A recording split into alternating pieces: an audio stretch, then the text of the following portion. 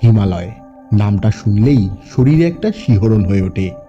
মনে হয় একবার যদি সামনে থেকে দেখতে পাই সেই সাদা উঁচু তুষার শৃঙ্গগুলো।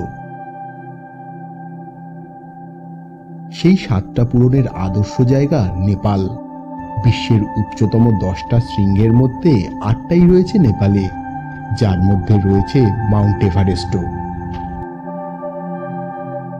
যদিও আমরা গিয়েছিলাম অন্নপূর্ণা সার্কিটের দিকে, আর মুক্তিনাথ থেকে ফিরে এসে সেই পথেই চলেছিলাম, যে পথ গিয়ে মিশেছে অন্নপূর্ণা মাছাপুছড়ে মানাসলুর দিকে।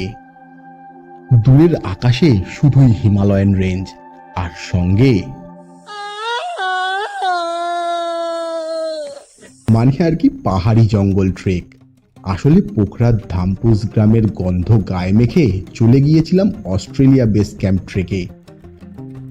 সেই কাহিনী শোনাতে শোনাতে ফিরে আসবো চিতওয়ানের জঙ্গলে, আর ন্যাশনাল পার্কে ঢুকে স্মৃতির পাতা উল্টে ফিরে যাব জঙ্গল বুকের রোমাঞ্চকর সাফারিতে।